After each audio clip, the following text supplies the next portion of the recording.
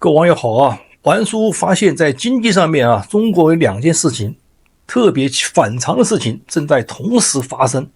什麼事兒呢？就是一邊是銀行的存款利率已經跌破了1%，那麼前方的銀行的收益是越來越低。而另一方面是人民幣對美元卻一路升高到6.8以內，創下了近3年的新高，這特別反常。因為什麼呢？因為按照經濟學最基本的常識，一個國家的利率越低，它的本幣應該是越沒人要，匯率應該往下走才對。可現在倒好，偏偏反過來，利率往地板上走，匯率卻往天花板上頂。那麼更巧的是呢，在剛剛過去的2025年呢，中國掙回了1.2萬億美元的貿易順差。那麼外匯儲備呢，達到了3萬多億，是全世界最不缺外匯的國家之一。可就在同時，中國的这個監管當局關閉了像這個富途證券、老虎證券等一眾海外的投資平台。那麼錢明明多得花不完，為什麼反而要看得更緊呢？對吧？這不是反常嗎？這兩件看似矛盾的事情，其實是同一只手在背後操作，它有個專門的名詞叫做金融監管。玩叔這個視頻跟大家分析一下這裡面的這個套路那麼老百姓未來如何應對比方說現在你往境外匯錢，單筆超過5000塊人民幣或者是美金1000，銀行就要核實你的身份。你想拆成小額多走幾次繞開額度，搞不好會被列入關注的名單。玩叔有不少朋友目前的外匯在中國已經凍結了，出不來了那麼這些動作針對的根本不是外匯不夠，而是錢想往外跑。那麼錢為什麼想往外跑呢？蠻簡單，因為國內的利率壓到了1%以下，而同期的美元資產的利率明顯更高5點幾是吧？一邊是幾乎沒利息，一邊是回報更高。那麼利差擺在這兒，那麼資金毫無疑問錢往利處走，就有外流的衝動了，對吧？問題就出在這兒，假如真開放讓資金自由流進流出，會發生什麼呢？玩叔分析第一步，那麼大量的資金就會換成美元出境，人民幣的需求下降，利率開始承壓，你不調不行对吧？你有利率差嘛，对不對？就像日本跟美國利率差一樣，对不对？日元是吧？拋日元換美元。那麼第二步呢？那麼錢就會抽離境內，那麼國內流動性會被抽乾，利率，那你錢少了，你利率自然會重新的頂上去，對吧？第三步才真正要命，利率一旦反彈，那套靠借新還舊，靠把高息債換成低息債維繫的鏈條就會當場斷裂。玩叔在之前的視頻中講過中國這個債務和 GDP 比值300，全世界最高當然政府的在100左右，企業的在180左右，是吧？很高了。所以呢，要把錢往外汇管住，本質上不是為了省外匯，而是為了把利率死死焊在低位，不讓它彈起來。這就是金融監管的兩只手，一只手壓價格，把利率按照地板，另一只手呢控數量，把資本攔在境內。這兩只手的同時用，鬆開任何一只，那另外一只就白費了。那麼為什麼要把低利率壓這麼低呢？答案藏在一個更大的數字裡面，就是玩叔剛才講的，就是債務。中國的債務太高了，不管是這個政府債務、地方政府債務，還是企業的債務，包括個人債務因为這些年地方上借的錢光顯性的國債加地方債到去年年底就接近是100萬億的量級，再加上各類的融資平台借的隱形債，包括企業債，體量更大。這麼大的盤子，在經濟不好的是怎麼處理？是吧？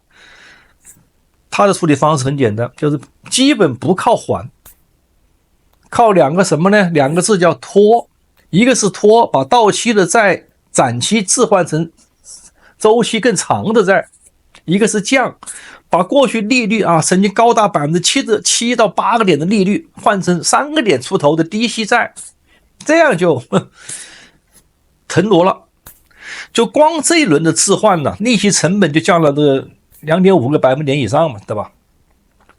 而降息能夠成立的前提是什麼呢？就整個社會的利率的跟着一起往下走，這樣這個債務才能夠換得動，對吧？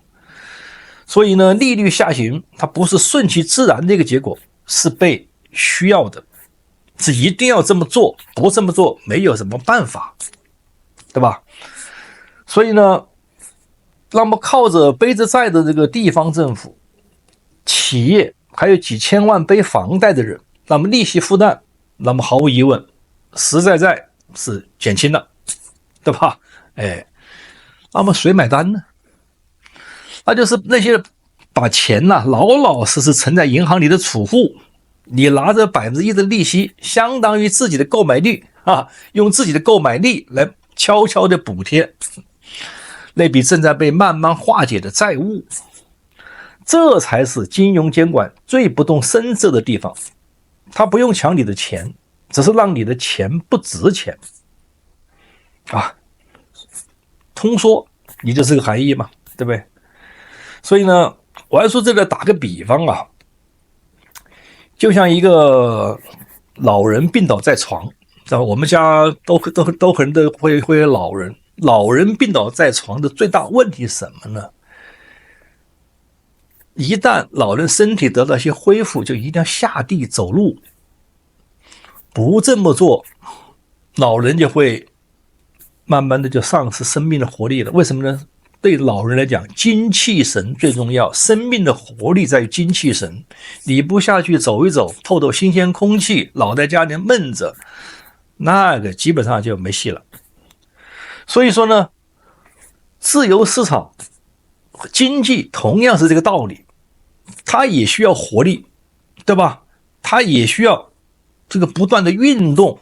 你也把這個經濟封在一個國家啊，這錢不能進也不能出，是吧？那你這個相當於沒有市場經濟的，不是自然的一種這個市場經濟，那就沒有了活力的基礎。中國的這個搞法啊，無異於是殺雞取卵。你看以後誰有錢敢匯進來呢？匯進來這是出不去啊。所以，那麼講到這兒呢，再回頭看一下人民幣的升值啊，你就發現呢，它也沒那麼簡單。人民幣升值啊，很大程度上不是自己變強了，但是美元變弱了。就在剛過去一年裡啊，美元的指數跌了10%啊，那麼所有的非美貨幣都跟着美元升值了。一個能說明問題的細節是什麼呢？就人民幣對美元是漲了，但是對歐元啊，對一攬子貨幣反而是貶的。所以我們要綜合的來衡量匯率那個指數啊，全年都是在往下走的。說白了是對美元強，對一攬子貨幣它並沒有強，它是弱的。所以人民幣它實際上也是走弱的，對吧？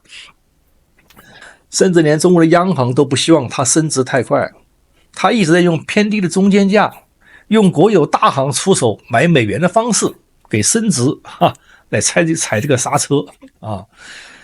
所以這個人民幣升值對它來經濟來講也不是好事。一個是這個貿易戰關稅，然後你再一升值，那你的產品顯得貴了嘛，對不對？所以呢，一方面是國家把利率壓在地板，一方面還親自下場防止本幣升值。這件事本身就說明什麼呢？這盤棋的核心從來不是匯率，是利率的問題。他把利率卡到低端，把過去的債務展期降息。其實這條路啊，30年前呢，有個國家已經完整的走過一遍了，那就是日本。90年代泡沫破裂後啊，日本央行從1991年開始連續降息，1999年直接進入了零利率，那麼後面更搞了20多年的這個超寬鬆，一度是負利率。這麼大的政府債務誰來扛呢？靠的是國民的儲蓄，居民和企業的錢，通過銀行、保險、養老金源源不斷的買進日本國債。那麼對於日本來說，當年也是等於全體國民在給政府的債務輸血。好在當時這個日本的國民還是很富有，是吧？啊，這個日本的企業也很富有，當時甚至想買下美國嘛，對不對？但是值得大家關注的是什麼呢？就是日元的走勢啊，按照常理啊，它零利率20年，日元早該一瀉千里了吧？哎，現實也恰恰相反，在前面的這個差不多20年裡，日元不但沒怎麼貶，反而因為日本的長期通縮啊，又有了避險的這個屬性，成了全球公認的一個避險的貨幣。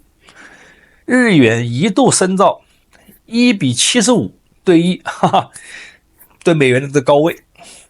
那麼真正的大幅貶值是最近10來年才發生的事兒。當美國開始大幅加息，美元和日元之間利差被徹底拉開之後，日元才從這個75一路貶到了最近剛剛破的163的門檻，幾乎腰斬。那麼日本這30年告訴我們什麼呢？它不是低利率就一定讓貨幣崩盤，而是另一句更冷靜的這個觀點啊，就是低利率能撐多久，本幣會不會貶，那麼取決於你的產業還頂不頂得住，利差的口子會不會失控的問題。我們說回中國，目前存款利率已經破了1%。那麼不是銀行變摳門了，人民幣也在創新高，也不是經濟突然變強了。這一次你的錢沒有變少，它只是被悄悄地放進一個利息極低又不太搬得出去的一個房間，替另外一筆更大的債慢慢地付着時間的利息。這一點晚安叔希望大家能看得清楚，一場金融大戲正在悄然上演。中國的匯率、利率的反常，美日的匯率和利率的反常，都是彈簧壓到極限情況下面的狀態。哪個國家的經濟會先崩盤？這不，韓國有崩的跡象了嗎？對吧？所以未來真不好說，那就看國家的金融意志和整體經濟實力了。這些年，中國的房地產P2P 已經崩盤了一輪，是吧？目前中國的房價2026年已經回到了20年前，回到了2006年。美元最近2年已經貶了120%，也超過了玩叔的預期啊！玩叔和朋友打賭中美匯率我目前暫時落後美國的國債正像垃圾債奔赴，又創了5年的新低。昨天的玩叔視頻講過，美國的 AI 泡沫正在破裂，那麼其他的黑天鵝，我認為也隨時會起飛，其他的灰犀牛也會隨時衝出，到底是什麼我們不知道，我們只有拭目以待，屏息關注同時玩叔在這裡好心的提醒網友看緊自己的錢袋子，因為你不管你是持有房產、持有黃金、持有美元，甚至持有日元，你都是有風險的還當然美股和美債更是風險聚集，所以看好自己錢袋子，多長個心眼，這是玩叔今天的結論和建議。以上觀點講的不對的地方，大家和玩叔互動打在屏幕下方，謝謝大家。